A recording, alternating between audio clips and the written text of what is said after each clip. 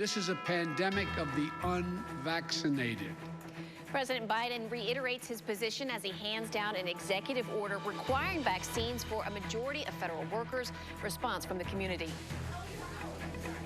You don't attack my people without paying a price. That's the Anchorage mayor's response to the assembly not approving his choice to run the library system and what the mayor says he won't ask people to do when it comes to COVID-19. A strong Pacific storm is set to deliver heavy rain and strong winds. I'll show you the new warnings in effect tonight. A lack of school bus drivers means getting kids to and from school has been a struggle. We'll tell you when the Anchorage School District says they'll have more buses back online. You're watching Alaska's news source. We've been patient, but our patience is wearing thin, and your refusal has cost all of us. So please do the right thing. President Biden makes his position clear with a huge announcement impacting millions of Americans. He is requiring COVID-19 vaccines for the vast majority of federal workers. Now, from an economist to reactions from the community, tonight we have team coverage of multiple aspects of this decision. First, we start with Maria Downey. And Maria, this decision impacts a majority of federal workers. Who else is required to get a COVID-19 vaccine? So, Rebecca, President Biden also put out a second executive order extending the same standard to employees of contractors that do business with the federal government. If you want to work with the federal government and do business with us, get vaccinated. White House Press Secretary Jen Psaki says there are limited exceptions to the rule. This comes as Johns Hopkins says this week the U.S. hit 650,000 COVID-related deaths. And last week, more than 252,000 children nationwide tested positive for COVID. President Biden has laid out a 6-step plan to combat the pandemic, and he says the country is in a tough stretch as the Delta variant continues to surge infections around the country and here in Alaska. Psaki says federal workers will have about 75 days to be fully vaccinated. That gives people more than enough time, in our view, to start and complete their vaccination series. If a federal worker fails to comply, they will go through the standard HR process, which includes counseling and face disciplinary action. The administration is also calling on states to adopt vaccine requirements for employees who work in schools. And the White House also says the Labor Department is developing a rule that businesses with more than 100 employees require vaccination or weekly testing. This afternoon, Anchorage Mayor Dave Bronson called this part of the announcement, quote, flat out wrong and immoral and beyond the authority of the president, end quote. He says he will not mandate business to require vaccinations. And Maria, Alaska is seeing another day of record hospitalizations and a high case count. That's right, Rebecca. The state says 206 people are now in the hospital with COVID-19. That tops yesterday's 197. Today, DHSS is reporting 846 new cases of COVID today. That's similar to yesterday's count. The state says more than 250 of those cases are in the city of Anchorage, 89 in Wasilla, and 59 in Fairbanks. And 37 of the cases reported today are non-residents. 442 Alaskans and 14 non-residents have died so far. Today, the state says 56% of Alaskans 12 and older are fully vaccinated. Rebecca. Thanks, Maria. Under the president's order, a large portion of Alaska's workforce would be required to get the vaccine. We turn now to Connor Matson, who looked into Alaska's federal jobs. Yeah, Rebecca, there are thousands of federal employees, federal contractors, and private businesses all across Alaska that this new mandate would impact. Department of Labor economist Karina Wiebold says the state has a larger concentration of federal jobs compared to most other states. And it's partly due to the amount of federal land where people work, like the National Park Service and Fish and Game. Another big presence is the Department of Transportation because of the number of airports and the post office making up 1,500 of the 15,000 federal jobs in Alaska. Alaska has a little bit of an outsized dependence on federal employment. We have more of it than a lot of other states have per our concentration of other jobs. And that primarily has to do with the influence of the military in Alaska. Also, there are about 250 private businesses that are identified in the state with more than 100 average employees that would be impacted. Thank you, Connor. Well, how do Alaskans feel about this? Marlise Irby talked to some people in Anchorage about their thoughts.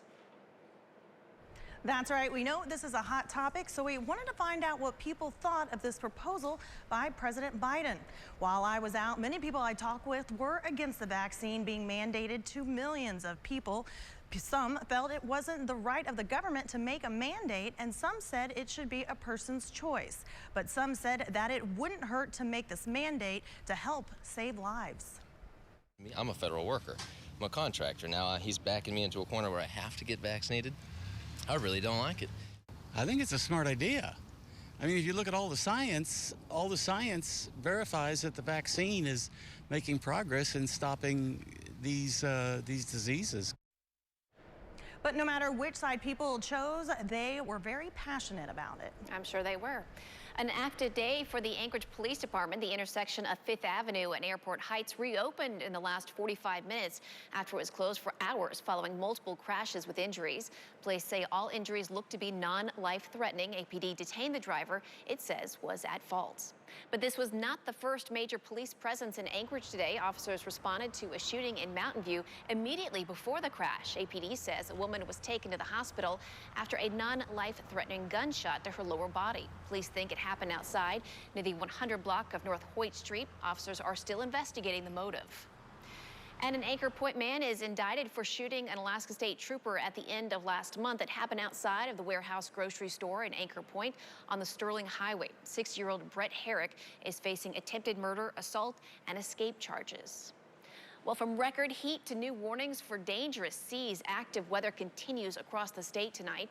Chief Meteorologist Melissa Fry is in the Weather Center with what we need to know about changes over the next 24 hours. Yeah, Rebecca, it's really one extreme to another. We had record heat yesterday up on the slope. High temperatures today, nearly 70 degrees across the interior, but down along the Pacific coast, we are seeing a strong area of low pressure that is bringing high winds and heavy rain to the coastal areas from southwest Alaska all the way into southeast. You can see a pretty big footprint from this storm. Now, that rain is going to pick up overnight, pushing into Prince William Sound. Whittier's going to get hit hard with rain, and we'll see strong winds there. But down into southeast, that's where the storm is headed. We will see a huge increase in rain there overnight, winds picking up, and also starting to see some dangerous sea conditions. We do have small craft advisories and gale warnings in effect, as seas will likely climb higher than 15 feet as the winds really ramp up, gusting to more than 30 miles per hour again here over the next 24 hours. So looking at the precipitation chances of Anchorage compared to Juneau, Anchorage, we stay low, but Juneau, that really ramps up overnight and stays high during the day on Friday. High temperatures there, mid-50s. We'll top out at near 60 degrees in Anchorage, but we do have another storm system headed to South Central, and all the details on that here in a few minutes. Thanks, Melissa. When we come back on Alaska's news source, tense words from the mayor when it comes to the Anchorage Assembly's decision about his pick for library director.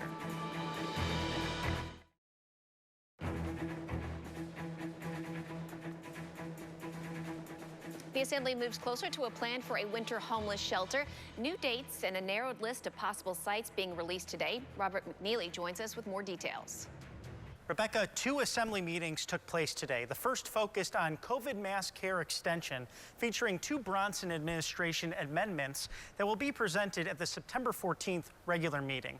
The 30 original sites are now down to 7, with new dates presented to receive input in the form of a town hall scheduled to take place on October 15th, followed by 2 weeks of public hearings. Final decisions for how to solve the short-term and long-term issues to the homeless matters in Anchorage seem to be heading into the expedited phases, as the COVID mass care extension is expected to be covered throughout the remainder of the year. We should expect a mass care appropriation request to cover operations through the end of the year, including congregate and non-congregate. We're going to get out of the Sullivan as soon as we can, but we'll stay in there until there's a workable alternative, which is interesting. We just had a conversation that's slightly different than that. So the conversation we're having in our meetings is we do expect to be there quite a long time. The Assembly members in the Bronson administration did not have further comment outside of the new draft proposals presented at today's Rules Committee. Thank you so much. You don't attack my people without paying the price. That's what Mayor Dave Bronson said to Alaska's news source. He was talking about the Anchorage Assembly not approving his choice to run the library system. He also said he will not ask people to get vaccinated against COVID-19 as hospitalizations hit record highs. I don't know, I get real frustrated. I'm sorry, but you don't have the sense God gave an anvil. sometimes. Mayor Dave Bronson's tough talk during the campaign continued past the election.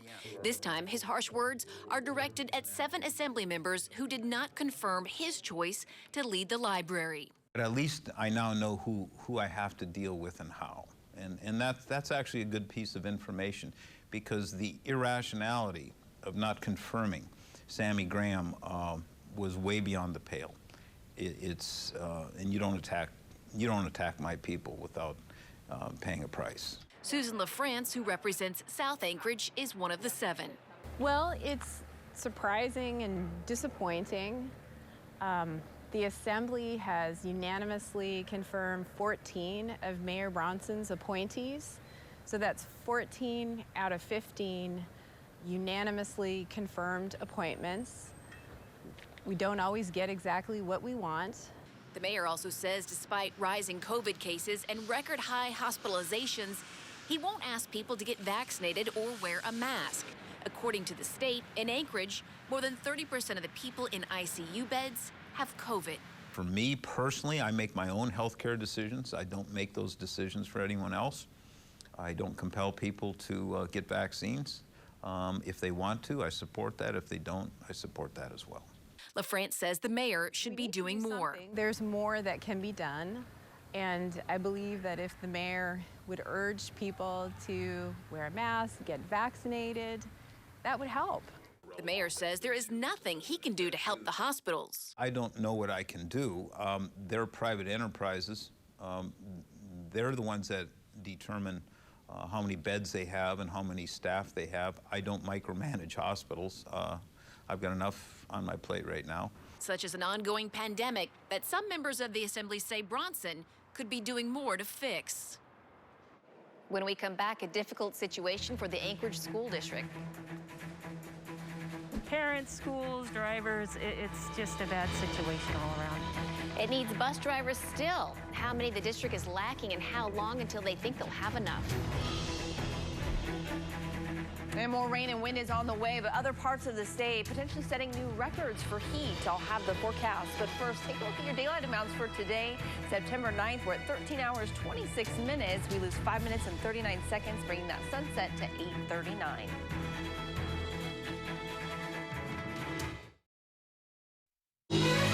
You're watching Alaska's Weather Source.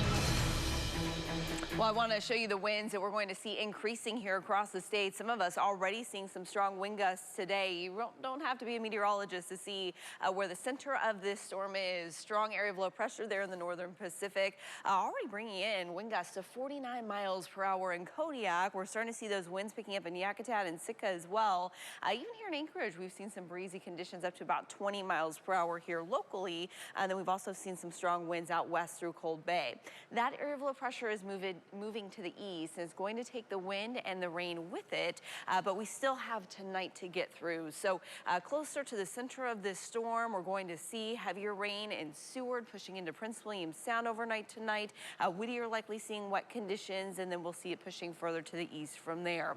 Meanwhile, Anchorage, the western side here of the Kenai Peninsula, and especially the Mat-Su, really just too far to the north of this storm system to really see those main impacts. But southeast, this storm is headed right for you here over the next 24 hours. In fact, already seeing clouds picking up across the region. As I mentioned, the breezy winds also starting to move in. The rain is soon to follow. You'll see it before midnight tonight in Sitka, and you'll continue to see pretty wet conditions for your Friday. Temperatures there right now pretty mild in the mid to upper 50s, but you'll drop about 5 degrees heading into tomorrow. As you head completely north of this storm, we are seeing warm conditions across the interior. 68 degrees there this afternoon. We did see warm conditions earlier this week on the slope, but seeing a rapid decline in temperatures in Dead Horse now down to 37 degrees. But it has now been well over 100 days since Fairbanks has seen below freezing temperatures. You have to go back to May.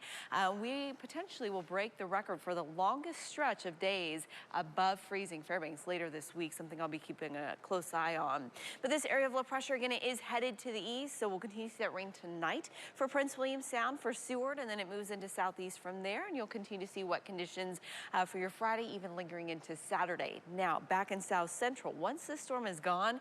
We're going to see one chance for some showers late Friday. Really, that's mainly for the Susitna Valley.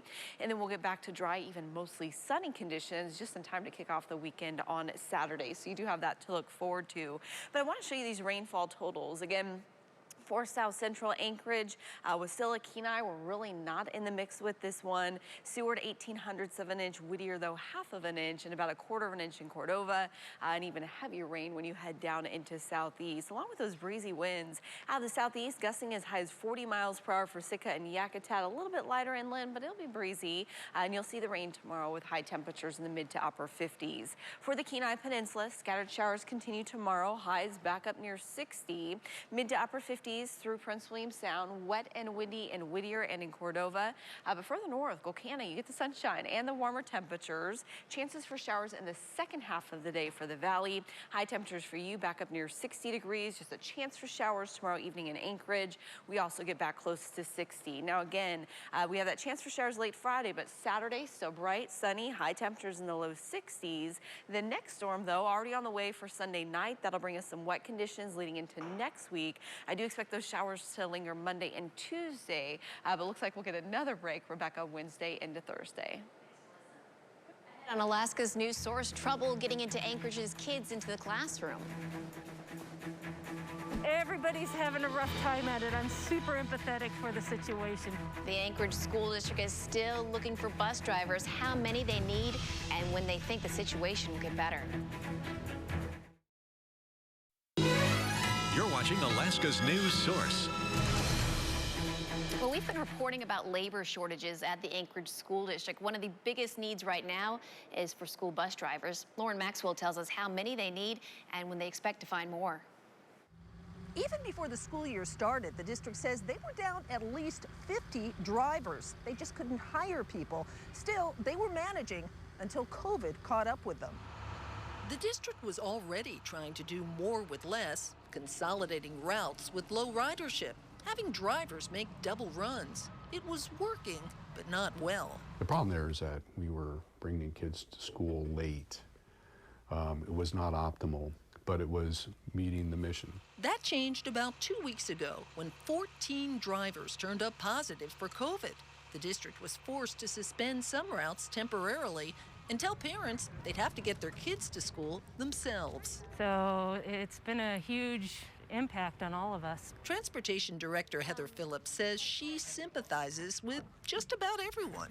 Parents, schools, drivers, it's just a bad situation all around.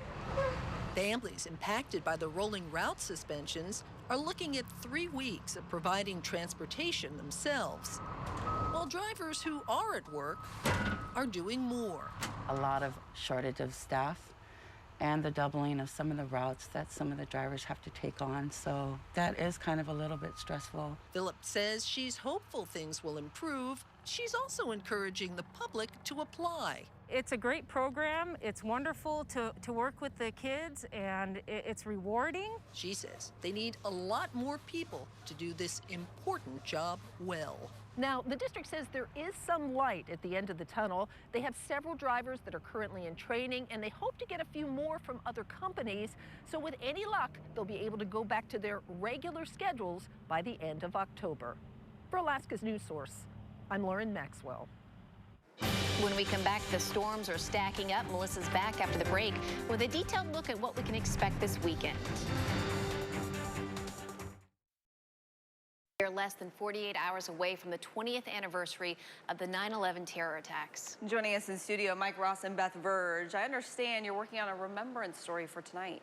That's right, Melissa and Rebecca. Coming up tonight at 6, we're going to continue to honor the memory and the events of September 11th, 2001, as we approach the 20th anniversary of those terrorist attacks. We're talking with Anchorage Police Chief Ken McCoy about his experience as a detective in Anchorage that day and how APD responded to an uncertain threat. That's coming up tonight at 6. All right, thank you so much. And we have a look at the pre-weekend. Pre-weekend. It's officially Friday Eve, so Right? we got to start celebrating now.